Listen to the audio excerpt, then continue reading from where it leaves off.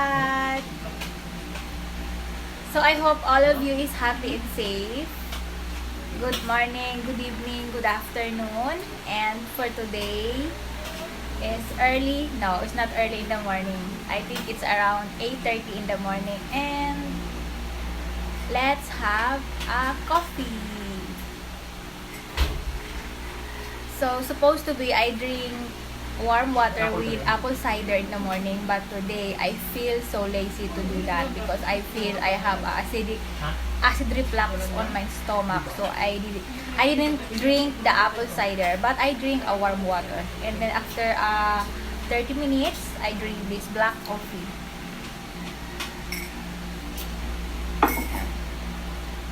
I'm not a coffee lover, but since I'm living with my boyfriend before in Malaysia and here in the Philippines, then I started to love the coffee, especially the black coffee. Dahil mahilig ako sa 3-in-1. Pero mula nun, ayun, naging mahilig na ako. Masarap naman pala. Pero ayoko na maraming sugar, gusto ko ay konti lang. So wala namang ibang ganap, andito lang ako sa bahay. Diba 10,000 na tayo? And then after this coffee, I'm going to do the exercise and then cooking time.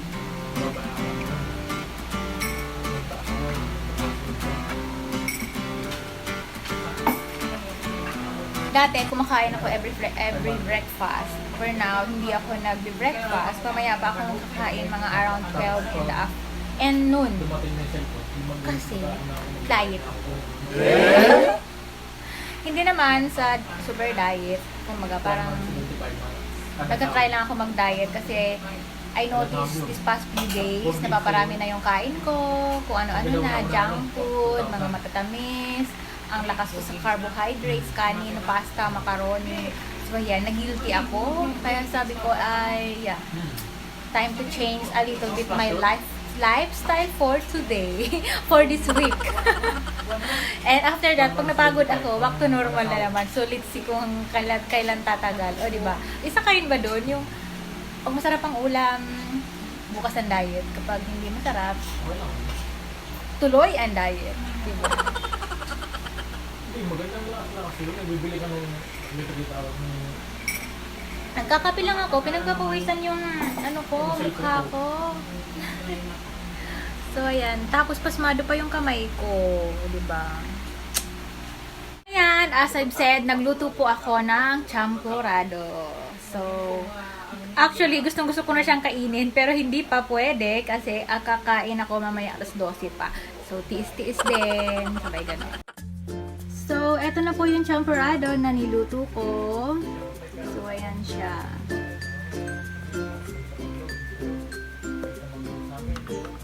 Gusto ko yung ganito kalapot. Ayaw ko ng medyo may masabaw-sabaw. Okay na sa akin yung ganito. So, diba? At yung normal lang na bigas to, hindi ito yung gluten rice. Nilagyan ko pala ng konting cinnamon para mas tasty siya. So, ayan. Huwag yung pansinin yung nangingitim dito sa gilid kasi kanina ganyan kataas yung tubig niyan. Tapos pinalambot ko. So, ngayon, nanggigigil na ako dito sa champurrado na to. Pero, gayang sabi ko, mamaya pa akong alas 12 kakain, di ba? Pero dahil nagki-crave talaga ako sa champurrado na yan, why not I try so little bit only? Ayan. So, tikman ko muna para mapanatag na ako. Para mamaya, alas 12, yeah, kainin to lahat.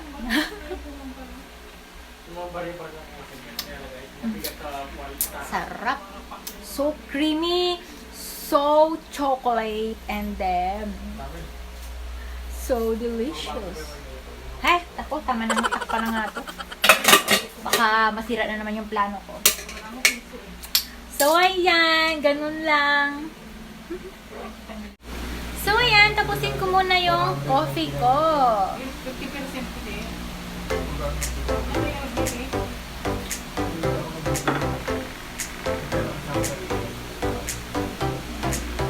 Kakape pa lang ako, pinagpapawisan na po ako. Tapos, exercise na. So, yeah, let's have a exercise, everyone. Normally, dito lang ako sa bahay nag-exercise kasi hindi ako napunta ng gym kasi diba, gawa nga ng COVID case, no?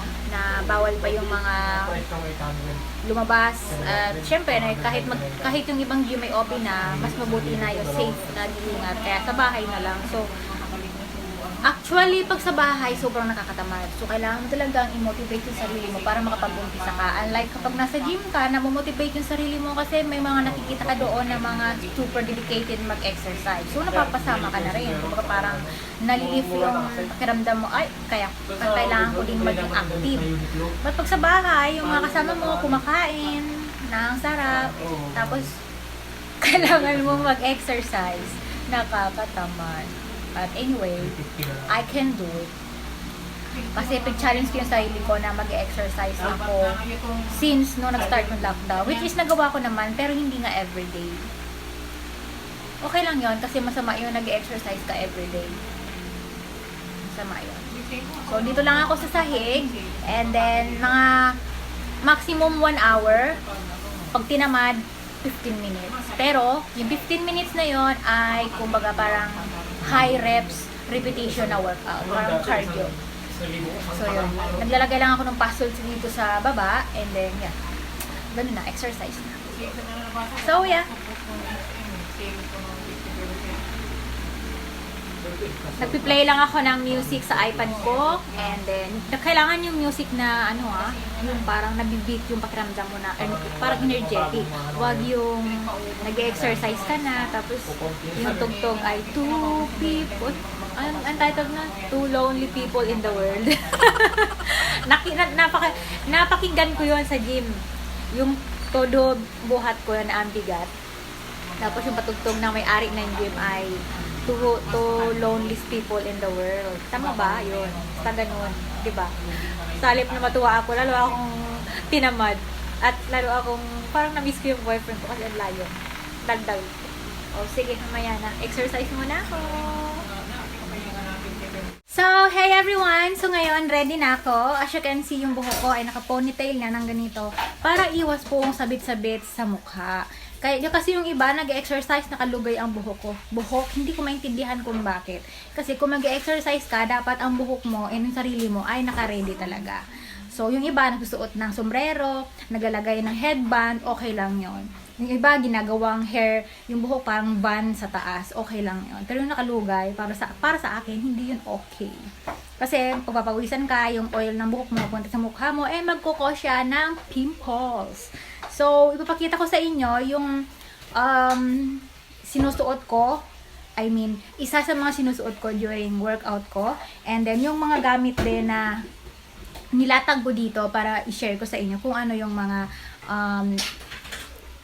mini equipment na ginagamit ko sa pag-exercise. So, disclaimer, I'm not professional about this. I'm just sharing at pinapakita ko lang sa inyo. So, yeah, let's start it. So, everyone, this is how it looks like kung saan ako nag-exercise dito sa bahay. So, as you can see, ang workout ko ay mayroon akong workout music. Ang ginagamit ko ay Tabata. Kasi may count na siya. Kapag tinamad ako, mayroon akong tagabilang. Tapos, nakabili ako ng shorts sa Oberon na Nike. Ayan. Tapos, yung shoes, kailangan comfortable ka. Tapos, ito yung mga little exercise things na ginagamit ko. May dumbbell, 6LB. Dumbbell ba tawag dyan? Yung pink na yan.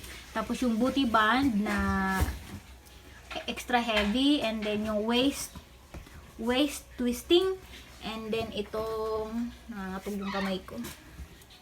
Home exercise para sa paa. Tsaka itong 5LB ko na. Ayan. Fitness. So, ayan. So, ayan lang. Ganun lang po yung kasimple yung ano.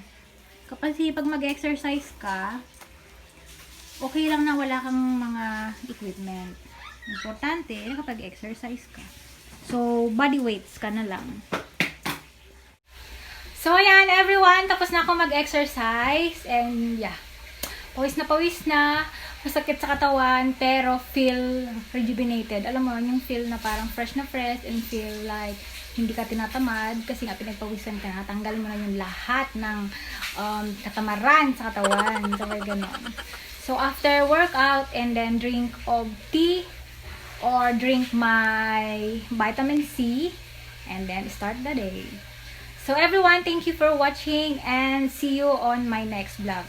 Kung meron po kayong katanungan, please don't forget to comment down below and click the bell notification para ma-update ka sa mga upcoming kong vlogs soon. So yeah, bye-bye for now and see you on my next vlog. Bye-bye!